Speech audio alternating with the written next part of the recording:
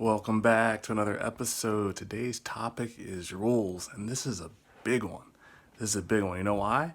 Because if you don't know whose rules you're following, you don't know how to play the game. All right. So, this is a topic that, believe it or not, I didn't have the answer to until today.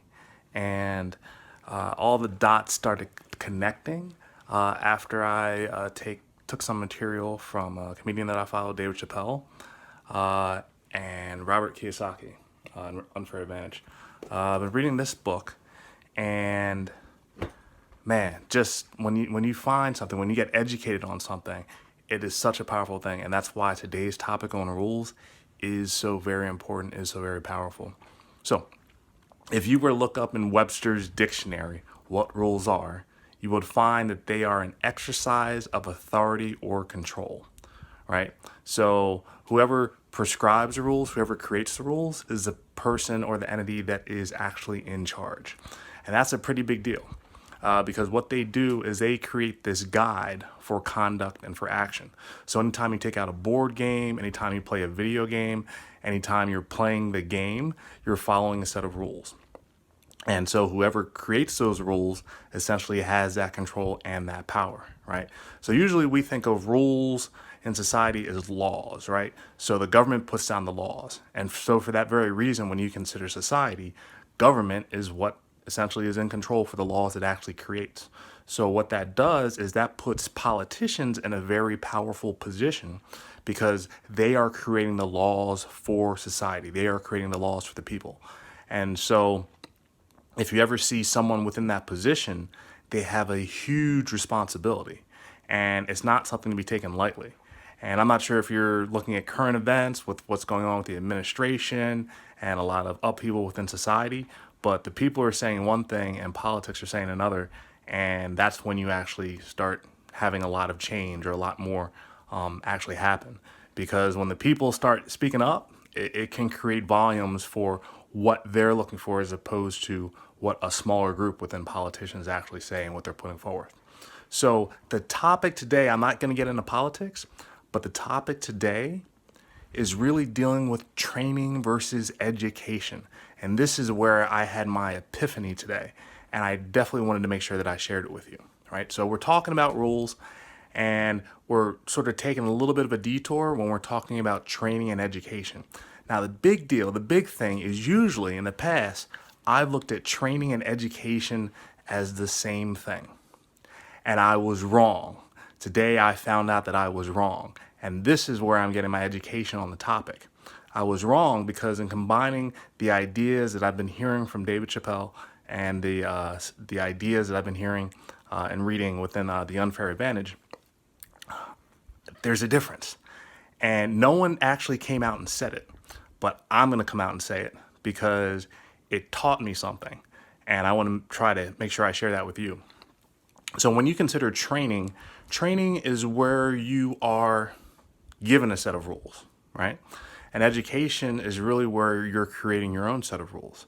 So that's the fundamental difference, but we're going to dive a little bit deeper into that so you understand what the difference is. So if you ever saw the movie The Matrix, in The Matrix, Neo essentially is this programmer and sort of gets pulled out of, La La Land in the real world. And I guess he gets exposed to the truth as far as what's actually going on.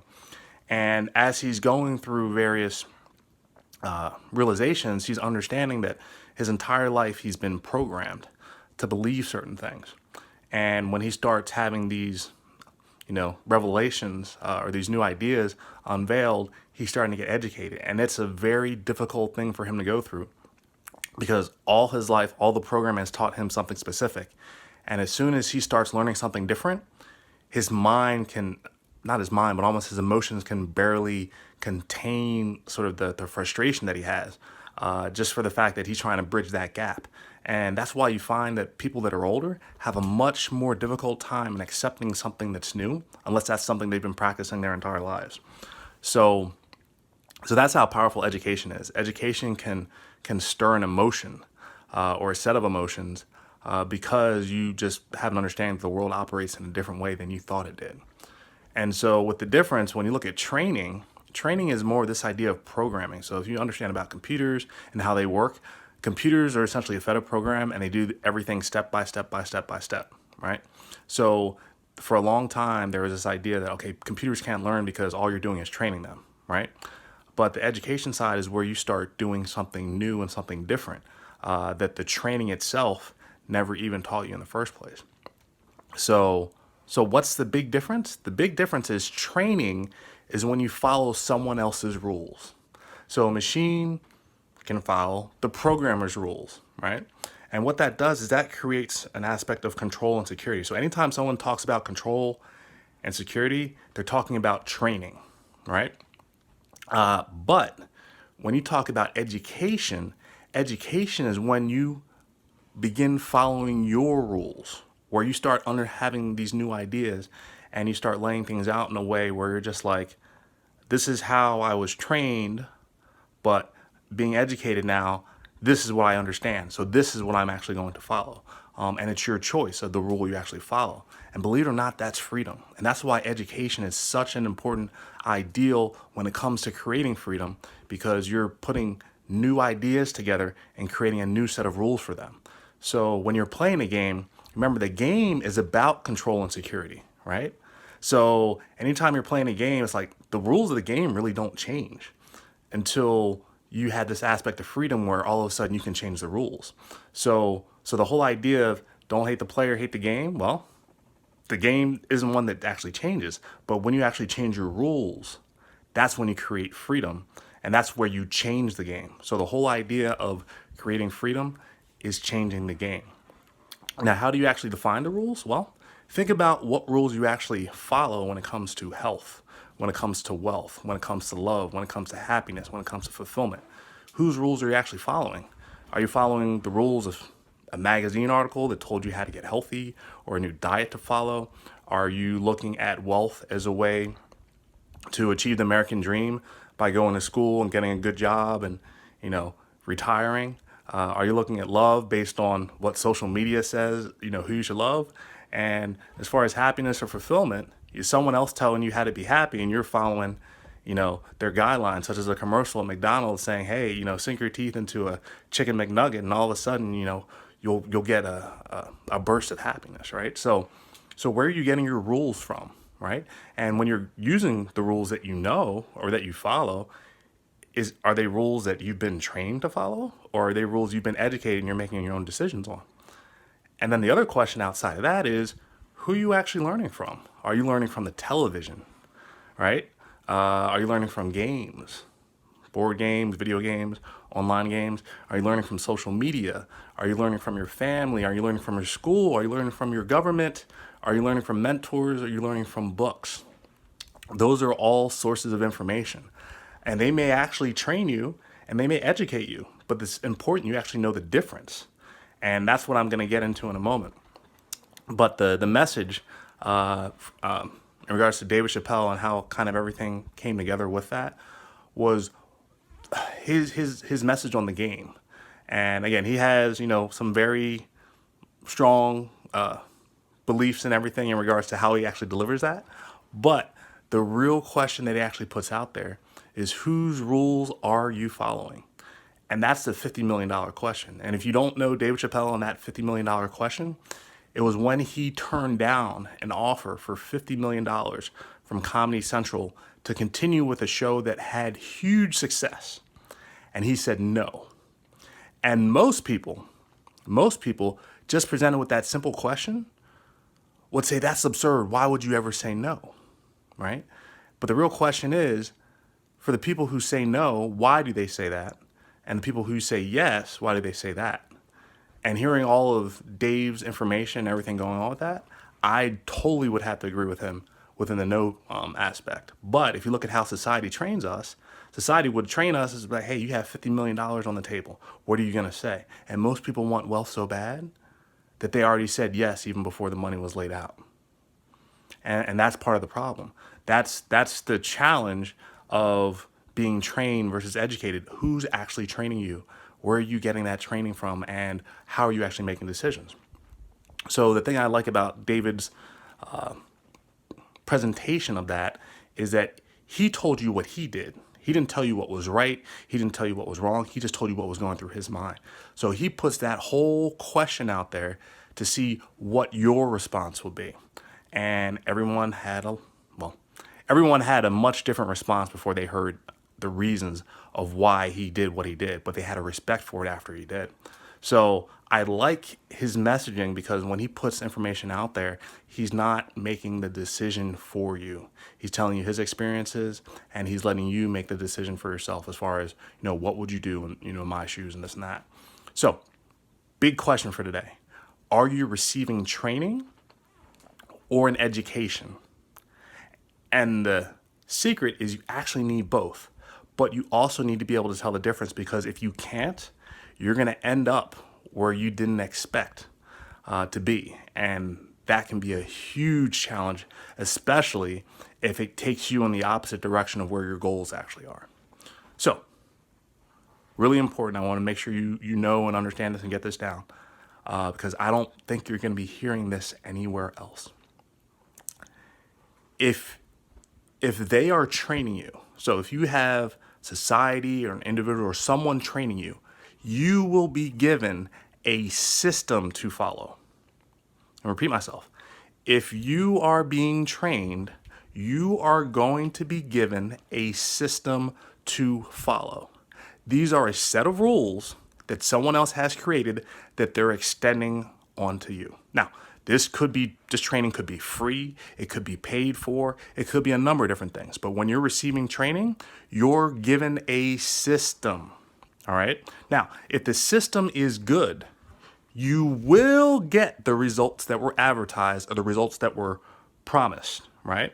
So, for example, if I had a system, let's say as a landlord, for bringing in the right tenants, where everything was itemized and laid out and follow this step-by-step process, and if the system was good, I will get excellent tenants as a result. Or I will get good tenants and I will have a good system to follow to make sure that we have a good set of tenants in place. If they're not already there, then we'll sort of fine tune some of those pieces. But that's what the results essentially say. You put this system in place, you'll get great tenants, right? So I have a system that is working, right? So that's one case. Now, let's say in another case, I have a system that is bad and I do not get the results that I'm looking for, right? So I went through a big challenging point within my research when it came to finding the best gutter solution for the best price. And I saw everything out there, right? I did my research. I found out that there were gutter covers and they came in all shapes and sizes, and certain companies had patents and all of this information. And as I gathered more and more and more information, each time I had someone come and explain to me what their solution was, they were working to sell me on something. So they were training me to understand all the good things about their product and not exposing me to all the challenges that may be associated with their product. And that's what salespeople do. They show you the good side and not the bad side. It's up to you to figure out what the bad side is, right? And so I found in looking through all the systems that, all the stuff they explained was great. But when I got to the bottom line, the solutions did not last. The solutions created more problems than they created solutions for. And so in that case, I had to make a decision of, okay, the system that is attempting to be sold to me isn't one that will work for me or what I'm looking for. So I'm going to, look at the alternatives. And I'm happy I finally came to a solution, but it wouldn't be what you would expect for the gutter aspect. But that is another example of a system. When someone has a product and they're looking to sell it to you, they tell you all the good, they don't tell you the bad, right? So that's training. That's training. Very, very simple, very, very straightforward, but powerful, because you want to know if you're being trained, okay? If the person trying to sell you something is also trying to educate you on it, you're being trained, all right? So remember, if you have systems, that means it is training. Systems training, right? Now, the next piece, and this piece is super important, so I'm going to say it twice, and I want to make sure that you get it. If you are being educated, you will get the question, but not necessarily the answer. I'm going to repeat myself. If you are being educated, you are going to be given a question, but not necessarily the answer. Now, I had to say not necessarily the answer because in some cases, there will be an answer that's provided, but it's not an answer that you have to say, oh, that's my answer. No, you don't have to do that. You have your own choice as far as what direction you actually go. And so with that, when you're given a question, you may or may not feel as though you already have the answer. You may be given a question where you're just like, oh, I know what that answer is because I had to do it before. And in that case, you may not necessarily be getting educated. But if you get a question and you have to think about it, because there could be an answer that you already have in your head, but you're not sure if it's the right one, and it really makes you think, you're going through the learning process right there. And that's a powerful thing. When you're asked a question that you really aren't sure the answer to, and you have to think, then that's powerful, right? So I'll give an example. If I asked you, what is your biggest challenge holding you back from your goals? You might have that right away and be like, boom, it's the fact that I have a job that doesn't pay me what I deserve. Well, is that really the question or the answer that you're looking for? Is that really something that's holding you back? So you had to think about it a little bit, right? Like some things don't come right away because it's not something that you were actively thinking about.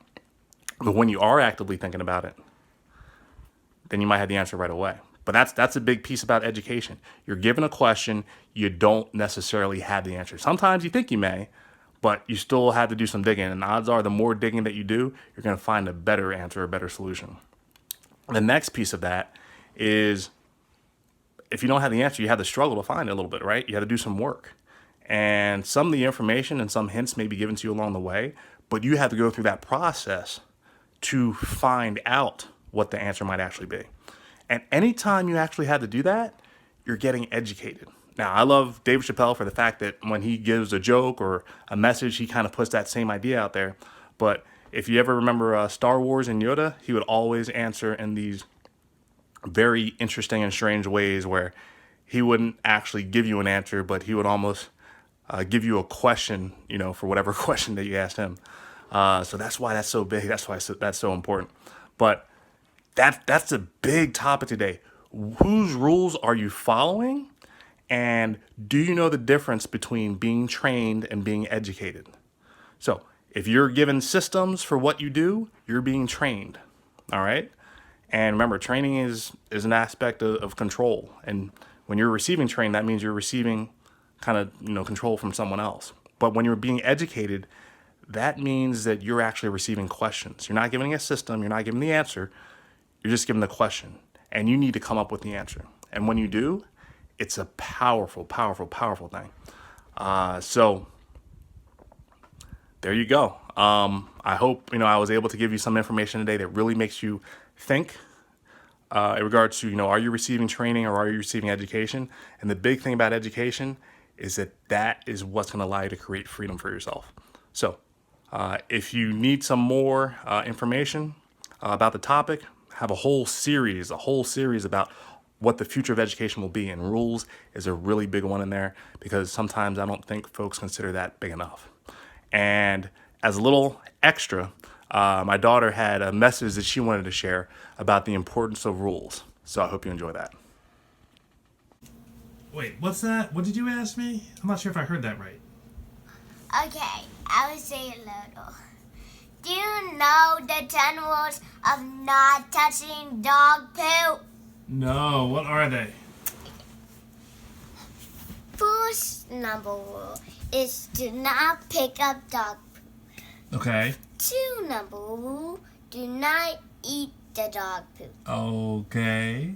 Number 3 is do not put dog poop in someone's eye.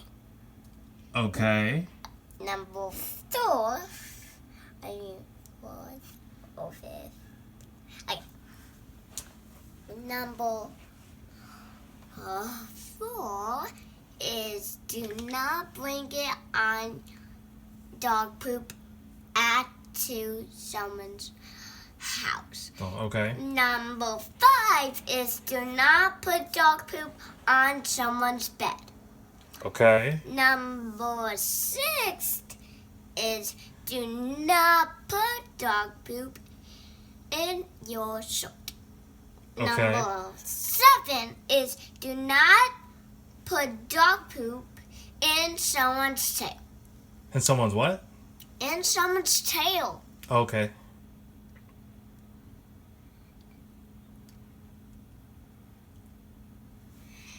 Number 8 is do not put dog poop on a fan. Oh, okay. Or fire or burn someone's head. Okay. Number 9 is do not put dog poop into a sink. Number 10 is to say to only get dog poop in a potty. Only put dog poop in the potty? Yeah, that's the 10 rules. All right, I appreciate that. I want to make sure I don't miss out. Oh, thank you.